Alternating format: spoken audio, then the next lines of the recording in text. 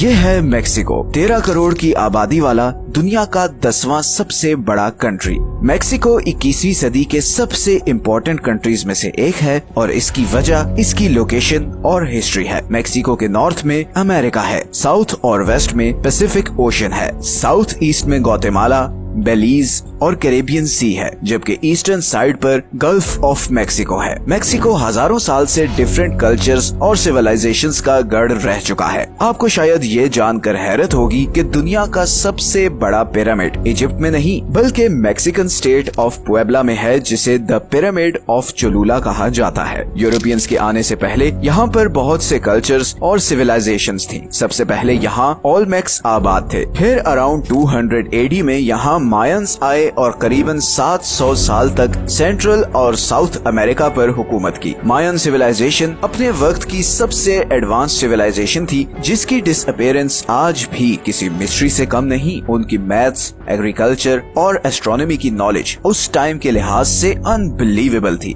लेकिन फिर 950 AD के अराउंड ये सिविलाइजेशन मिस्टीरियसली खत्म हो गई। फिर 10वीं और 11वीं सदी में टोल्टेक्स आए और फिर उनके बाद 13वीं सदी में यहाँ एज़टेक्स आबाद हुए और फिर 14वीं सदी तक यूरोपियंस के यहाँ आने तक वही सेंट्रल मेक्सिको पर रूल करते रहे। इन हजारों सालों में एक चीज कॉमन रही है और वो है लोगों के रहने का पैटर्न। आज भी मेक्सिको की अराउंड 60% पॉपुलेशन इस पतली सी स्ट्रिप में रहती है, जो कि मेक्सिको के टोटल लैंड एरिया का सिर्फ 18% बनता है। मतलब बाकी करीबन 82% मेक्सिको बिल्कुल खाली है। लेकिन ऐसा क्यों है? हजारों साल से मेक्सिको में इंसान इस छोटे से एरिया में क्यों रहते आए हैं? और एक और बहुत इम्पोर्टेंट क्वेश्चन ये कि फ्यूचर में ऐसा क्या होने जा रहा है जो मेक्सिको को एक इकोनॉमिक जायंट बना सकता है।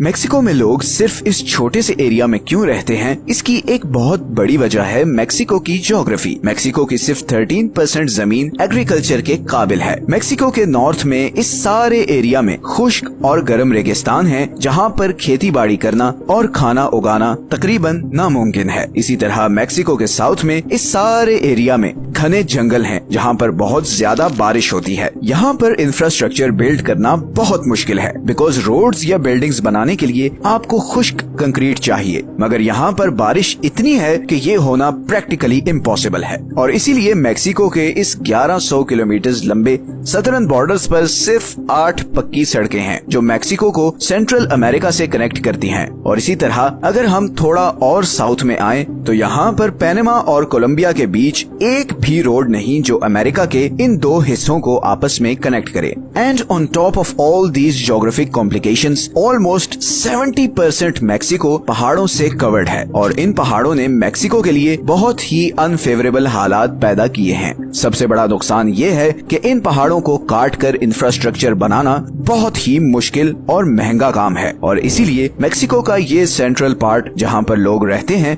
मेक्सिको के बाकी हिस्सों से इन माउंटेन रेंजेस की वजह से कटा हुआ है। यही वजह है कि इवन गवर्नमेंट के लिए इस सारे एरिया को कंट्रोल और मॉनिटर करना बहुत मुश्किल है। तो ग्वाटेमाला और बेलीज से लेकर मेक्सिको के नॉर्दर्न बॉर्डर तक इस सारे एरिया की निगरानी करना पुलिस के लिए बहुत मुश्किल है और इसीलिए यहाँ से ड्रग्स और हथियारों की स्मगलिंग बहुत कॉमन है। एक तरफ ये ड्रग्स सदर्न मेक्सिको से सेंट्रल मेक्सिको में स्मगल होते हैं और फिर यहाँ से ये नॉर्दर्न बॉर्डर के थ्रू अमेरिका स्मगल होते हैं। अब यहाँ पर क्योंकि रेगिस्तान और ऊंचे ऊंचे पहाड़ हैं, तो इस वजह से पुलिस के लिए इस स्मगलिंग को रोकना बहुत ही मुश्किल काम है। सेंट्रल मेक्सिको में ज्यादा पॉपुलेशन होने की एक वजह ये भी है कि पूरे मेक्सिको में ये जमीन सबसे ज्यादा फर्टाइल है। ये सारा एरिया वोल्केनोस से भरा हुआ है और इसीलिए एक बहुत ही इम्पोर्टेंट अनाज जिसे भुट्टा या कॉर्न कहते हैं, हिस्टोरिकली सबसे पहले इधर ही उगाया गया था। ये एरिया एग्रीकल्चर और इरिगेशन के लिए आइडियल है और इसीलिए हजारों साल से सारी सिविलाइजेशंस इधर ही आबाद होती थी। इसी तरह मेक्सिको की इकोनॉमी के लिए सबसे इम्पोर्टेंट शहर वेराक्रूज है। वेराक्रूज मेक्सिको के ईस्टर्न बॉर्डर पर समुद्र से जुड़ा हुआ एक कोस्टल सिटी है। पूरे मेक्सिको की 35% वाटर सप्लाई यहाँ से ही आती है। यही वो पॉइंट है जहाँ से स्पेनिश, अमेरिकन और फ्रेंच आर्मी 16th और 19th सेंचुरी में मेक्सिको में घुसी और उसके कैपिटल मेक्सिको सिटी को कैप्चर किया। मेक्सिको सिटी के आसपास बहुत बड़ी माउंटेन रेंज है जो उसे एक्सटर्नल अटैक से प्रोटेक्शन तो देती है, मगर ये पहाड़ मेक्सिको की कोस्टल लाइन प्रोटेक्ट करने में एक बहुत बड़ी रुकावट भी है। इसीलिए 20th सेंचुरी से पहले मेक्सिको एक्सटर्नल फोर्सेस के लिए बहुत ही वनरेबल था। फिर 1873 में वेराक्रूज से मेक्सिको सिटी तक 200 माइल्स के इस डिस्टेंस पर बहुत ही मुश्किल से एक रेलवे ट्रैक बिछाया गया और इसी टाइम पर मेक्सिको के पड़ोसी यूनाइटेड स्टेट्स में करीबन 50,000 miles per rail road network बिछाया जा चुका था, क्योंकि अमेरिका की ज्योग्राफी मेक्सिको के मुकाबले में बहुत फ्लैट और इवन थी और इसी इंफ्रास्ट्रक्चर डेवलपमेंट की वजह से अमेरिका मेक्सिको से बहुत आगे निकल गया। तो मेक्सिको की यही जियोग्राफिकल कॉम्प्लिकेशंस बहुत बड़ी वजह हैं मेक्सिको के इस पॉपुलेशन पैटर्न की और मेक्सिको के नॉर्दर्न अमेरिका से पीछे रह जाने की। लेकिन पिछले कुछ सालों में मेक्सिको में एक जबरदस्त ट्रांसफॉर्मेशन हुई है। 2010 से 2023 के बीच अमेरिका से मेक्सिको तक 17 गैस पाइपलाइंस बिछाई गई हैं और ज्यादातर गैस अमेरिका मेक्सिको बॉर्डर पर लगाए गए मैन्युफैक्चरिंग प्लांट्स तक पहुंचाई गई है, जिसके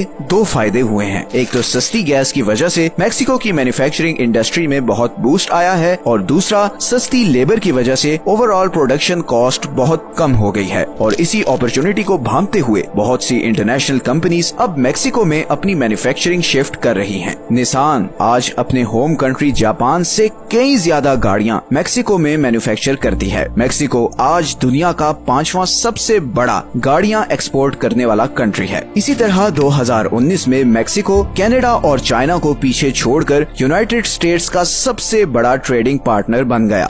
एक्सपर्ट्स प्रिडिक्ट कर रहे हैं कि अगर मेक्सिको की मैन्युफैक्चरिंग इंडस्ट्री इसी स्पीड से आगे बढ़ती रही तो अगले 20 सालों में मेक्सिको दुनिया की 7वीं सबसे बड़ी इकोनॉमी बन जाएगा। और जैसे जैसे मेक्सिको की मैन्युफैक्चरिंग इंडस्ट्री एक्सपैंड करेगी वैसे ही मेक्सिको का पॉपुलेशन पैटर्न भी चेंज होगा। बहुत से लोग इस सेंट्रल एरिया से निकलकर नॉर्दर्न बॉर्डर पर सेटल होना शुरू हो जाएंगे, क्योंकि इस एरिया में बहुत सी फैक्ट्रीज सेटअप हो रही हैं और बिल्कुल बॉर्डर पर होने की वजह से इन फैक्ट्रीज से निकलने वाले प्रोडक्ट्स पर अमेरिका में कोई एडिशनल टैक्स भी नहीं। लग ऐसे ही रहा है कि मैक्सिकन्स ने अब अपनी बुरी ज्योग्राफी का हल निकालने का फैसला कर लिया है और जब कोई नेशन कलेक्टिवली ऐसा फैसला कर ले तो फिर उसे आगे बढ़ने से कोई नहीं रोक सकता।